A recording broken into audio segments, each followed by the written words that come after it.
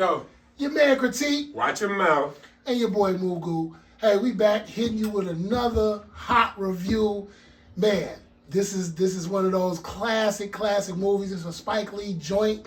It is also the pick of Critique.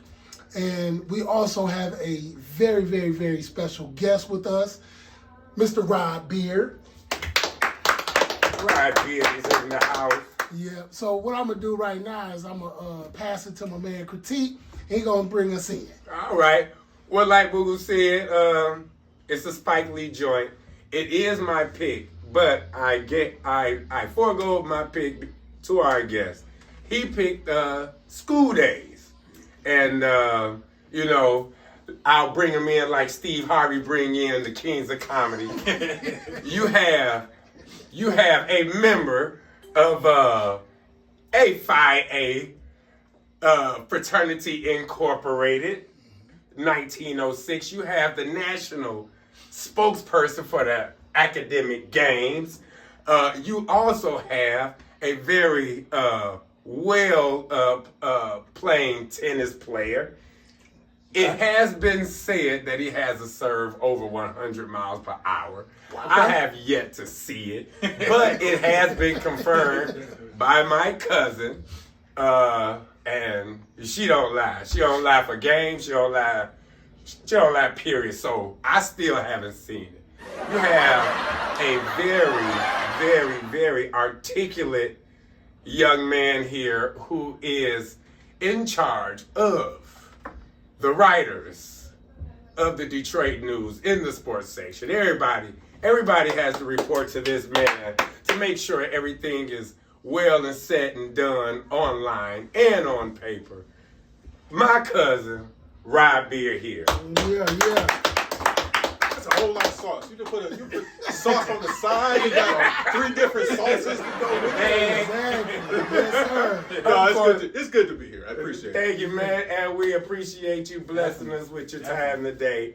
And picking School Daze, it was, before we brought you in, Mugu and T-Roy and I, we were debating whether I should pick either a karate flick.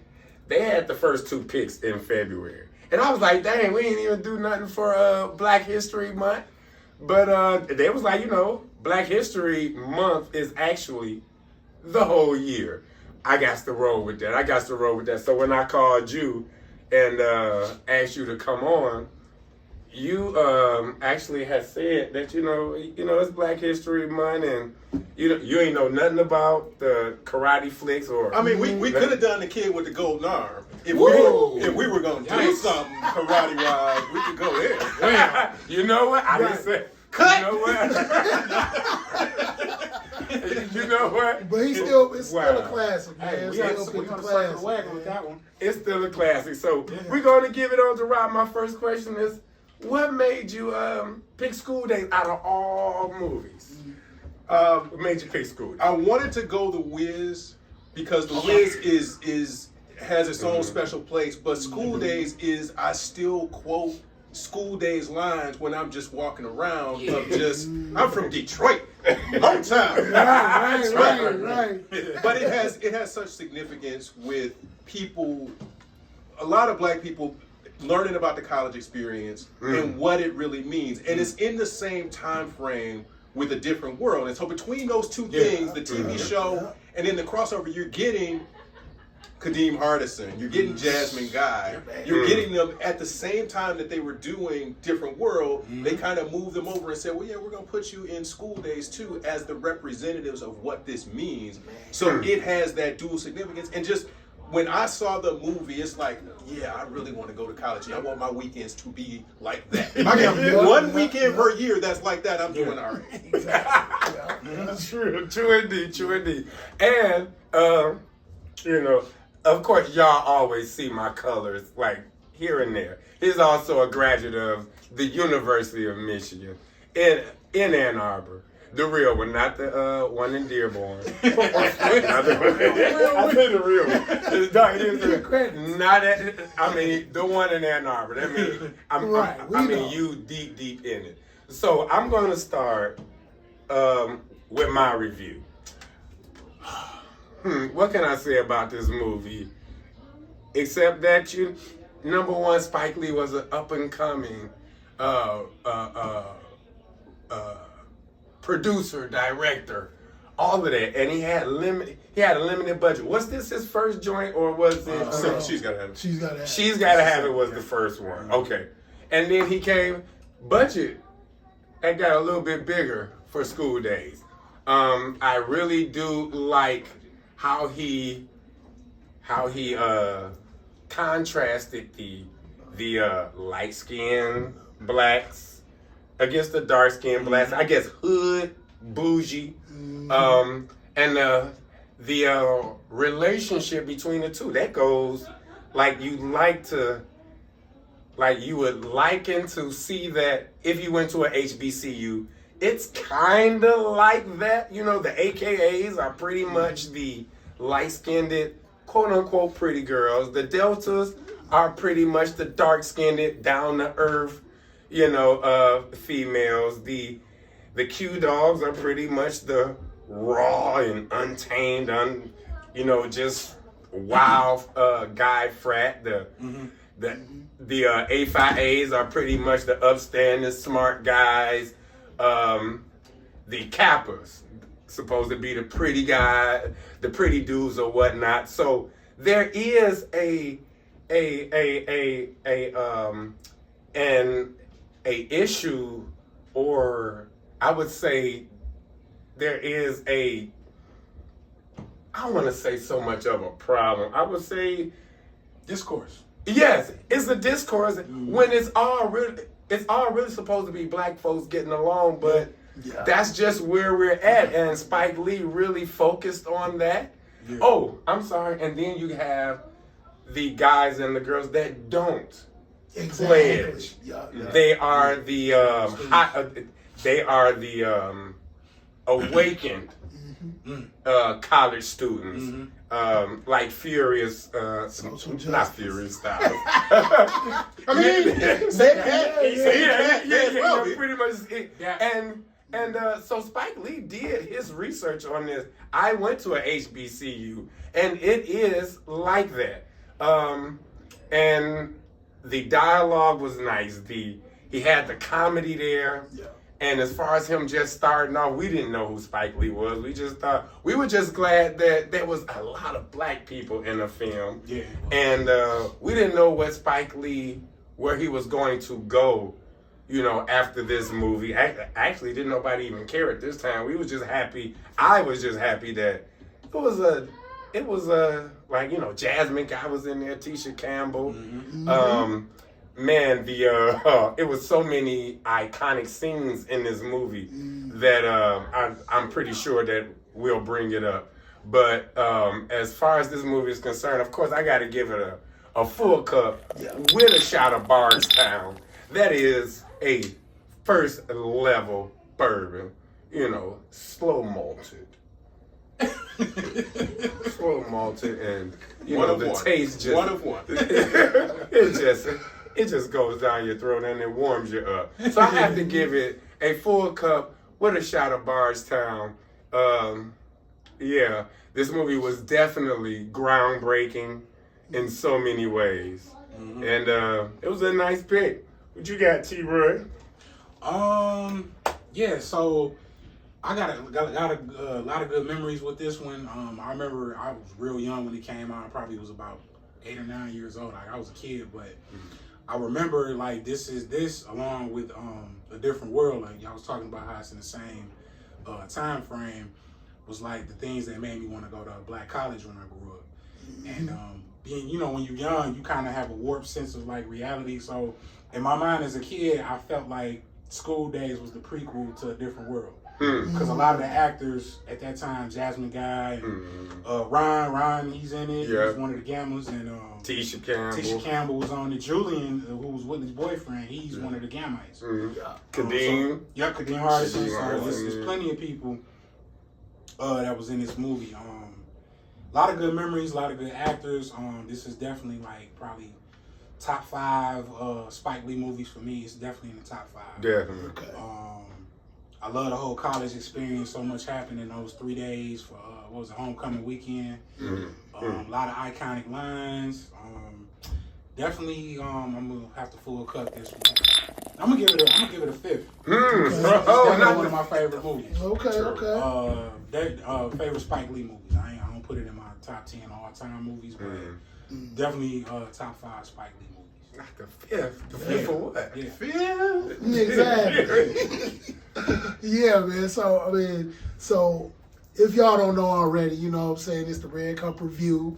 You can go from a sip to a 5th, you know, as far as how we feel your impact of the movie is, the acting, the action, or whatever else, what you're trying to hang home, the story.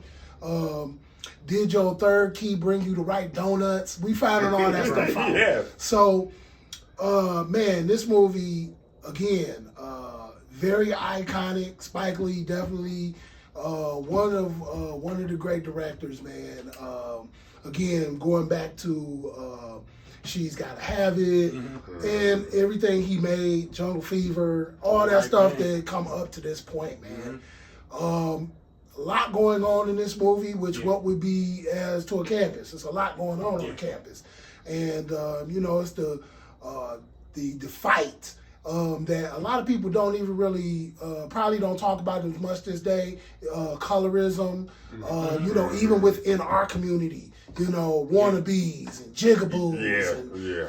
Hair bias. Man, hair bias. I mean, all of the things that are encompassing of our culture are in this movie. And so, and this is all of our leaders. They're on the ground floor. One of the most, and in one of the scenes where Lawrence Fishburne is speaking with the president of the college and the chairman of the alumni board, and they're telling him, you know, you smart, man, but you need to stop what you're doing. So we're in a time where he's protesting apartheid at this time. He's protesting that the school needs to divest from whatever companies, which today is touching us today. And divesting from those who don't respect us, don't give us our just due, taking that money that we give them away. And so they're telling him, nah, man, focus on school. Go to school. Don't worry about that. When in actuality, you go to college to get that education to take on the world. So this is those, and this is, man, that's why the story is so complex. That's what really is why I like this movie the most, because the story is just so complex. And there's so many storylines inside of it. So definitely I got to go with my man, T. Roy. I got to give it a 5th. And we're going to put some Uncle Nearest on it. We're going to give it a 5th for Uncle Nearest. And, you know, just stay right in the roots. That's awesome. So Rod, since you heard what the Red Cup review is, where is your review? I mean, a full cup isn't enough. Can I do like a mini keg? Can I add another level? We do a 5th.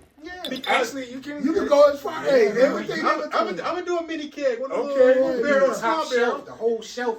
But this film has so much significance, and I talked about how it was the entry point for a lot of people in understanding what college was about. But it's also, we talked about the colorism. What stands out to me about this movie is even as you watch it today, the soundtrack still stands up as being fire. Bill Lee, right? Fire. That you can bump this now. And doing the butt, people still play that at parties now. Yes, sir. You got Phyllis Hyman singing in this movie. It's really, really her. It's really her. And he kind of gave her a spotlight too for that scene she sung. But it's the acting in this that is, and the cast of characters that I don't think there was very much that was overacted in this. But you're talking about the same sort of issues. We talked about apartheid. We talked about the colorism and the hair. But it's also, and this is the Samuel L. Jackson scene in the KFC, Ooh, where they're talking about the people who live in the town. Boy. So it's not just the stuff, the conflicts that are going on campus. This is off campus when they go to KFC, and you're dealing with Samuel and just how they're treated with the people in town who live in these college towns. And that's what's important about HBCUs. Yeah. They're not always in the bigger cities. They're in smaller towns where they have that kind of space and land to have a college campus, but how do you deal with those people who are local and who have been there forever? You come to college for 4 years or 5 years, and then you're out, you go somewhere else, but they're still left there with that. The fraternities and the sororities. And so part of the way that this was made too is that Spike had the people who were playing in the G5G roles staying in a different hotel. Yep. So I'll talk about that. they had some animosity kind of built up, like, wait, y'all getting top-notch treatment and we staying at the Holiday Inn? What's up with that? So and people talk about too the fight that's in the step show scene. It's a real fight. That's a legit fight. And Spike like, keep it rolling. It's a real fight. That is a real fight. He set them up in different positions to create real tension between the Gamites and Dap's crew. Okay, no, I didn't know that little fight at the step show. I think he grabbed Tisha Campbell's hair or something. Right. And then she said something like and they all got to tussling. That was real. So in the production of this movie, it's you have choices of how you can do stuff like that, but to create that authenticity of it is what made it real for me. And Giancarlo Esposito, we do not give that man his flowers. Not just his Spike Lee movies, but his whole catalog of stuff that he's done. Yeah, he's done a lot. He that guy. And what he's doing now. Right. I mean, that dude is in The Mandalorian. No, he didn't just go away after he had his Spike movies. So I think the choices in the cast, the way that he played all of these different topics against each other and created tension, and this is on traditional campuses. You talk about the football game being the highlight of the football game wasn't even really a part of this movie because on HBCU campuses it's not about the game, it's about the halftime or it's about the band, but it's also about what else is going on in that weekend. It's so much in Spike's movies that he just piles into. It's like one of those big sandwiches that you got 2 layers of lettuce and the cheese and the tomato and the meat and something. It's all of that he puts in every one of his movies. But this is one of his early works. And if you go back and look at She's Gotta Have It and the kind of spectrum of sexuality and how we look at sexuality now, look at She's Gotta Have It again. All this stuff stands the test of time, and it's still relevant right now. So I go with Mini Keg on this. This is it's really just a powerful movie for me with the significance that it had when I was that age, and now when you go back and look at stuff as an adult, it still kind of bears that fruit. Yeah, I want to touch on when you said that as far as the locals being there. Now I went to Florida A&M, and it was such an adjustment when you are going off campus into the city. Into the city.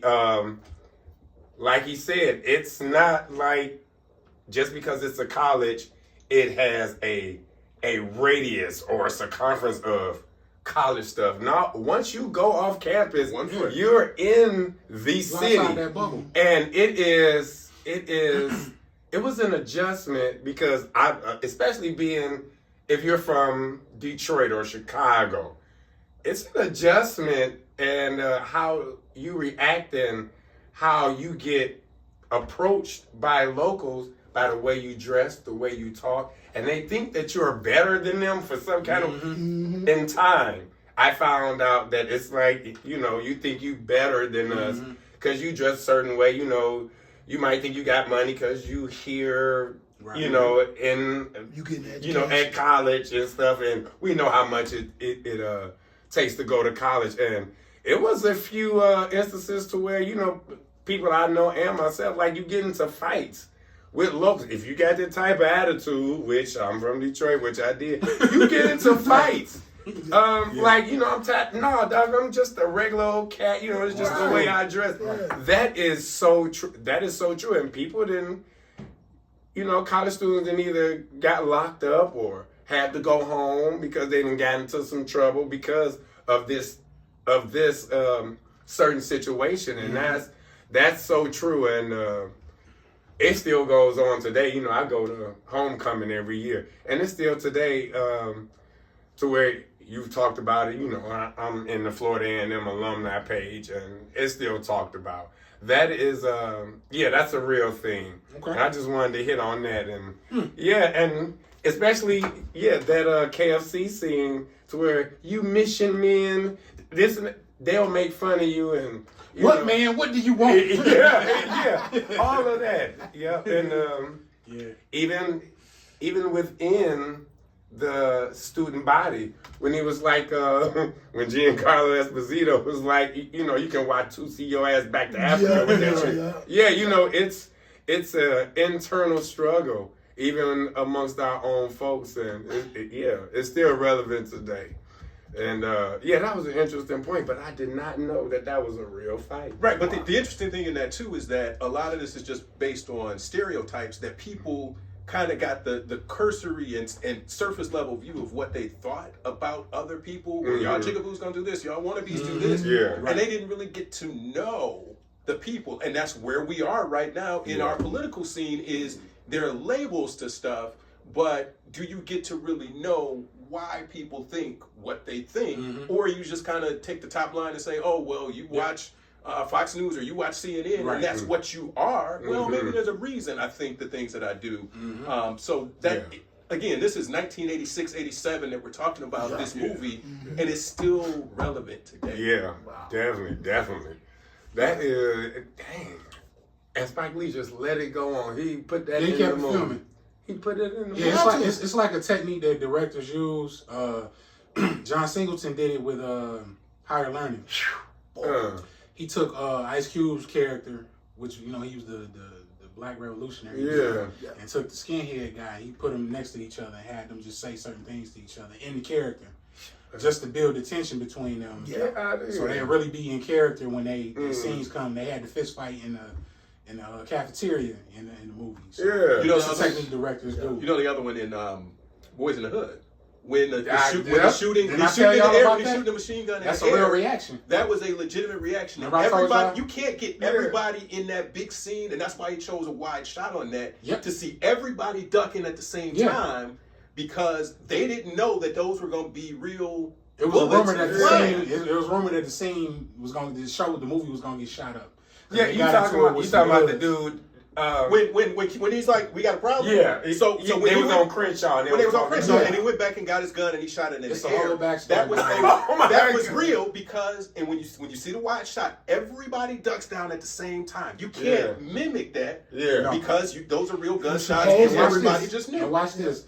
When Ice Cube pulled off in the old school, he almost ran Morris Chestnut over. He almost ran him over. You watch the wide because he had to stop. Shot. Yeah. Morris Chestnut slipped when he was running. Him and Trey was running back to the car. Yeah. Cube pulled off. He whipped out and pulled off. He almost ran. But you saw when he Morris stopped. Chestnut, he almost ran him over. Right, because it's a real reaction. I don't be watching. I don't be watching. That's why I watch like behind the scenes. Right. To see, but that's the authenticity in the way that those things are made. Is you create these tensions within the characters, so when you turn that camera on, like we can have chemistry or we can have tension, but if I really don't like you because I know you've been staying at the JW Marriott and I've been staying at the courtyard, I'm gonna feel a certain way about when I see you next time. You had the concierge lounge and you had a cappuccino this morning. Nigga, you got a soft okay. Yeah, he kind of did the field nigga house nigga. Yeah.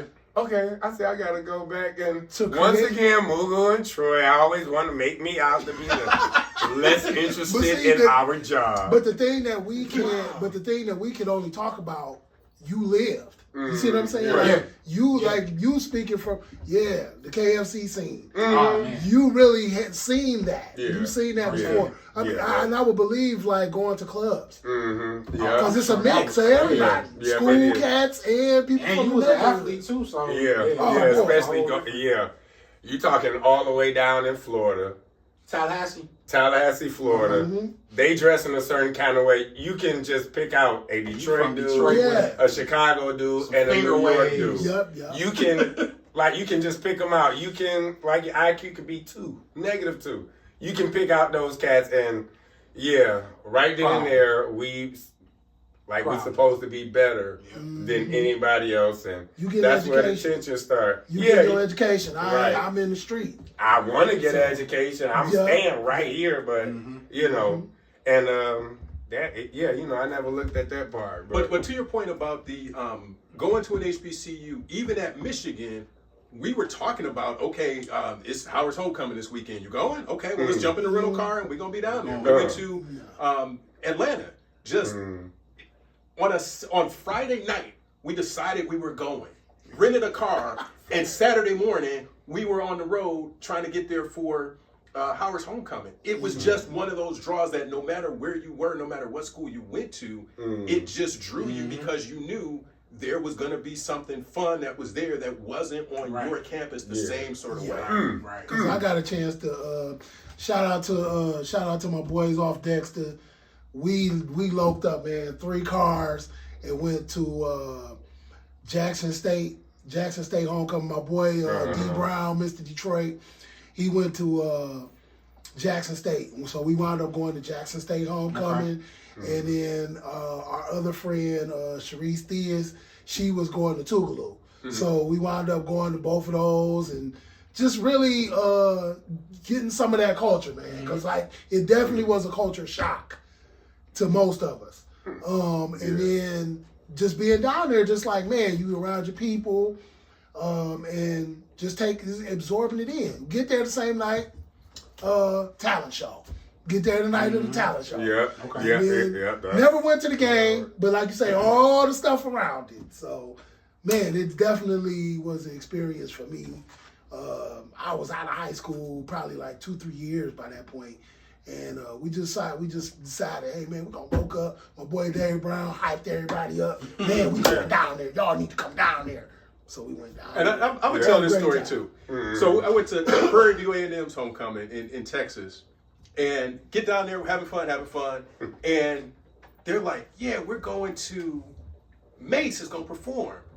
And that was the time we're like, Mace, Mace and Bethel, we out here. Okay, so P. Diddy might be there. This going to be, right. So we're all in.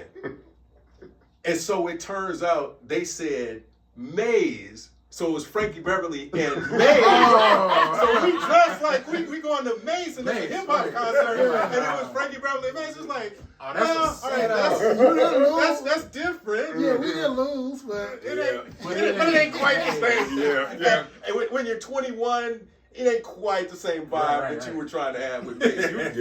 And it's never about the football game. But HBCU, the actual football game is nothing compared to your halftime show, especially when you talk about Florida A&M or Jackson State or sometimes Southern. Those are the top bands. And but it's never about the football game. It's always about before the game. You know, what you call it? You're just hanging out in the parking lot. Yeah, just a tailgating. Tailgating. It's always about tailgating and what you're doing that night. And it is an experience. I definitely don't want to shoo y'all away from it. No. But those are the intricacies really and the complexities of, black colleges, like when you actually into it. That was interesting pick. I didn't know we was gonna go in there, but should have did some homework. You see, they always ready. No, and let me hit this too about the fraternities and sororities and trying to capture that experience that just about anybody who's tried to go online or wanted to be part of a fraternity. This was the only place that you had to kind of figure out what goes on, unless you had an aunt or uncle or cousin or somebody who had pledged. This was the only frame of reference that could tell you, okay, well, what are they really gonna have us do? We're gonna really be reaching in toilets and doing stuff. It's called hazing, right? At the so different era of stuff, different of what you could do, and you could be out on campus and have them just do their mini shows and be online out on campus. That was a long time ago. You can't do any of that stuff now. But it was very much, this was the blueprint. This was your resource before we had the internet in this variation of what we have now. You couldn't go find a book that said this is, if you're trying to be an alpha, this is what goes on. Because it just didn't exist. So this gave a really nice picture of what that experience was like and what that Hell Week was like for those guys. And the other thing, I would be remiss if I didn't hit this part. the musical part of that, Spike just kind of shifted and just said, okay, we're gonna do this Wannabes and Jigaboos Yeah, the whole dance. homage to the so it felt like a musical, and he just said, just for this one little thing, I'm gonna just make this a musical. Yeah. And the choreography in that scene was so dope. phenomenal. It was phenomenal. Yes. And to have it in a hair salon, you're still theming it to what they're talking about. Yeah. But you get modern dance, you get African dance, you get so many different Blending. styles. And so you blend Classic. all of that stuff together. Ballet. It's one little just kind of, it's not a throwaway scene, but it's very important to the themes of what we're talking about in terms of hair color, hair texture, weaves. Before weaves became really even a big thing, they were talking about that being a thing. Eye color and contact lenses and trying to change your appearance. That wasn't really as big of a thing as it is now. But Spike was on the cutting edge of that stuff before. We're almost talking 40 years ago. That this movie was out in 1986 and 87, for almost 40 years, and all of these issues we said they're still relevant to what we're talking about. That would be. Before I wanted to also do that. Shout out to Caleb Wilson. Over this weekend, brother lost his life in some type of a hazing type deal. Rest in peace. Unfortunate. Paradise. But yeah, man. So again, all these things culminate into this beautiful movie that you can still go see on pretty much a lot of different platforms. And if you can probably find your Blu-ray or definitely a VHS Blu-ray. tape. I'm pretty sure you can find one. Yeah.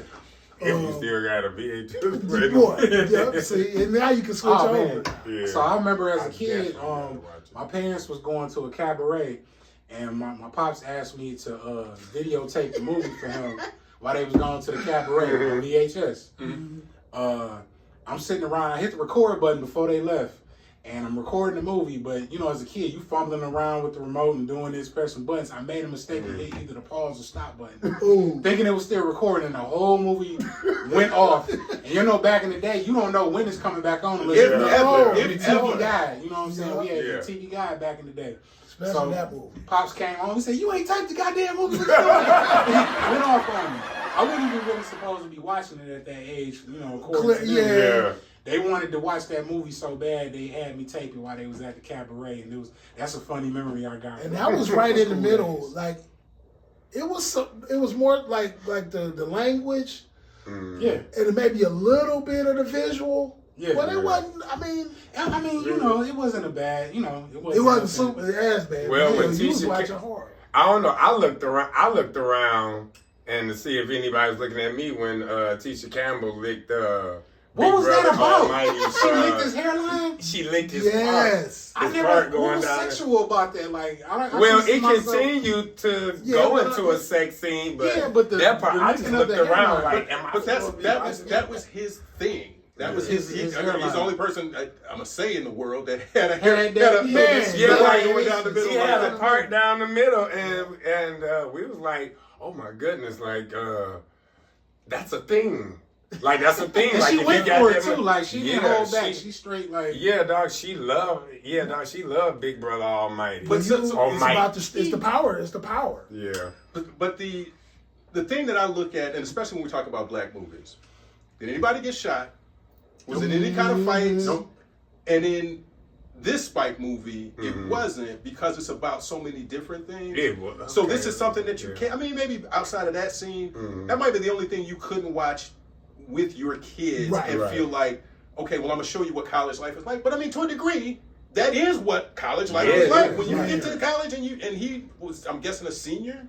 Yeah, he was pretty much. That you're 21, 22 at that point, and that's the kind of stuff that goes on.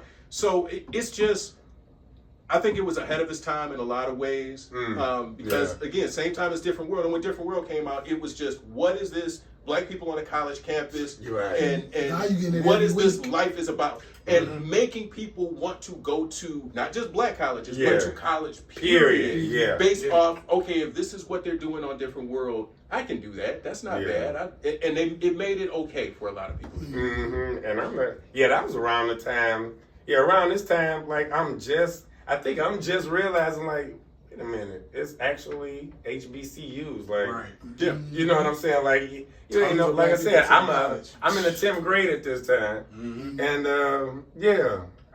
I think around this time I just realized, hold on, Florida A&M, Southern, BCC, Edward Waters, like there are a lot of HBCUs that at that time guys ain't know nothing about. They were sending their tapes, like athletes were sending their tapes to Michigan State, Michigan, Ohio. you know, colleges they know of, but you know, we didn't find out till like later on, like maybe as a senior, that there are actually HBCUs. And that's another part of this that in that scene with the university president, he's saying who supports the black colleges and the idea that HBCUs are not useful anymore, and we know they are, but yeshiva, who supports yeshiva, who supports the Brigham Young, the religious colleges are supported by their people. Are black people really supporting black colleges, not just with their kids going, but just in their donations and everything else? So that's another kind of subtext to this whole thing is, here's this black college and you see this experience and everything that's going on, but how are they going to last? How are they going to be supported? Right. Yeah. I had to put my alumni junk on hold. So I got two questions for y'all. It was two parts of the movie. I'm gonna try and get to the second part, but the first part that I didn't really get a grasp of and didn't understand was, do y'all remember when Julian broke up with Jane? So he encouraged her to sleep with Half Pint. Yeah. As his initiation into being a Gamma Man. So was he really, like, was that his method of, like, breaking up with her? Getting her to, and then did he, like, pin it on her for sleeping with Half Pint? Because remember, he played it off to her like, oh, you did that, you weren't supposed to do that, and, you know, like you don't love me, you love Gamma, you know, and he broke up with her. Was that his way of breaking up with her? Right. Man, or was it like, well, I got something, but you can go ahead. My take on that was, I think he was playing at first and didn't think she was gonna do it, but the whole idea is that, again, did he expect that they was gonna go in the room and pretend that they got down? I think he was really trying to, like, figure out where his power was. But you got to remember too. Also, he told the rest of the Gamma dudes, like, it ain't really working with me and her. I'm about to give her up, you know. And after this, y'all can do y'all thing with her. And it was kind of. So I was kind of confused with that. And go ahead. So it's a masculinity power move, because remember, the Gamma Rays are not like the Alphas and the AKAs are two completely separate fraternity and sorority. Exactly. They're an auxiliary group, and the auxiliary group, their whole function is just to kind of be, I won't say groupies, that's too strong a word, but just to make sure that you're supported and you have everything. So it's all about the Gammas. That's all it is. So it's a power play and a masculinity play to say, I can control who you sleep with or not. And remember, the next morning at the end of the movie, who did he wake up with? Whitney, Jasmine Guy's character. So it is a power play of, I can move as a man in this fraternity, as the president of the fraternity. I can move and put people in any kind of places I want to, because I'm the man. I'm a man. Right. The women didn't have the power to do a lot of that stuff. All they could do was plan the parties, clean up after them as Gamma Rays. Gamma Rays. So that was a playoff. He pretty much was kind of playing her off, like, you know. Right, because he could. Because that was just his role and her role in that. She's the homecoming queen on the court. So they knocked her down a peg too. But she wasn't that.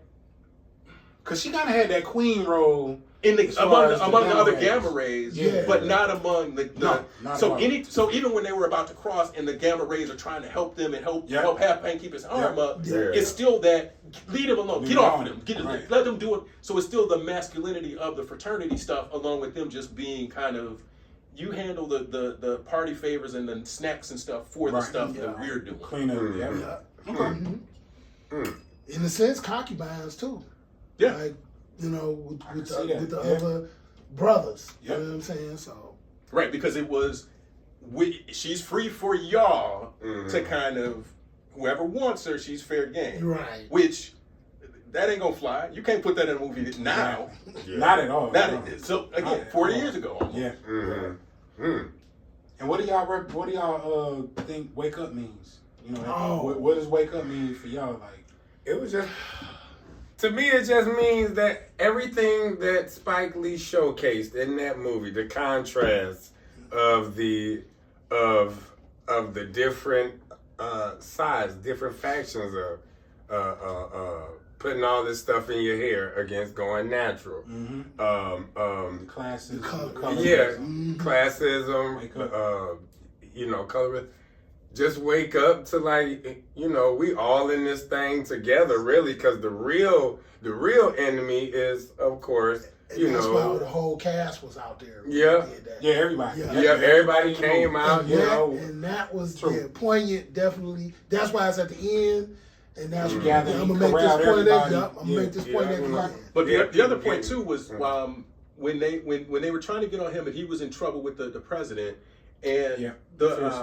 the other character said, "I'm the first person in my family to go to college." Mm-hmm. So that's another piece of this. Is there some people like all of the Gammas were just kind of, you could tell they had kind of been around and they might have been legacies and been at that school. Yeah. But if he's the first one in his family to go to college, Support. that hits different. Yeah. When you have to carry all that burden and represent that, and I want to be true to everything, and I'm woke. I understand what your platform is and the point you're trying to make, but I'm not going to risk getting kicked out of school for this drive that you're trying to make. Exactly. It's not that important. You need to calm down. Malcolm Farrakhan, I think they said it, Yep. was the line. Yeah. Because we believe in what you're doing, but then it's also homecoming week. So how do I balance that? Can I be a revolutionary the entire homecoming weekend? Or everybody have some fun? Right. You got to wake up and That whole conversation between them, their Yeah. realities. Yeah. That was my take on it. It was just like, and I didn't get that take on it until I just rewatched it this time. You know what I'm saying? every time But Yeah, I it watched was- it yesterday, and I had new ideas that kind of boiled over. You know, new things to probably talk Yeah, about today. Yeah, it was a lot of things. Because last time I saw it was probably like 91, 92.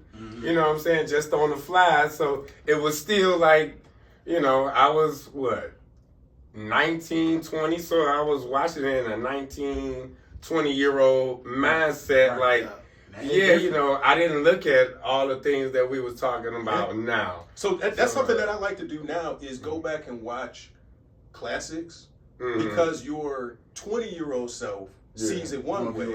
Your 40, 50-year-old self sees it a whole different way. That's all kind of movies. But everything. Like Yeah. the Wiz, I see that in a Wiz. different context now of what that meant at that time. Mm-hmm. And same thing, banging soundtrack. But to make that movie in that era, and I think you guys have seen Hollywood Black, that the new kind of series that's out on, is it Netflix? You said Hollywood. Hollywood Black is That might be on. I think it might It's on be Netflix. Peacock or something. or it's on one of the, Yeah, it's on okay. something. But Hollywood Black is I think it's 4 parts to it now. Yeah. But talking about all of these movies and just what it took to make those and how black people are portrayed in them. But it's just all of these movies that you looked at and you said, yeah, they're classics, and I remember what happened to it in that movie. But you go back and watch it as a 40-year-old. School Days meant something completely different to me when I'm 20, 21 than it does now. Completely different. When you have kids who are in college, you're like, okay, I want them to have a similar experience, but their college experience, if it's the exact same as mine, then I did something wrong. In raising my kids, they have to have grown in something and gotten something different out their college experience than I did. Yeah. This is true. I don't know. Man, another banging review from your boys that you know so well. It's your boy T. Roy. It's happening. Your man Critique. I guess you can watch your mouth. I'm it. And Rugu, and our very honored guest, Mr. Rod Beard. Let's give him a hand. One more time. You know what I'm saying? Poignant movie. The movie is School Days. It is a Spike Lee joint. You will be seeing this review up on our page. Please remember to like, share, subscribe, and Subscribe. yeah, because it's free, baby. Because you know what I'm saying. You better subscribe now while it's still free. Man, good content. enjoying, and then you got interesting guests like this. Always. So here we are, another episode of Booze and Reviews. We out of here. We'll see y'all. Make sure you like, share, subscribe.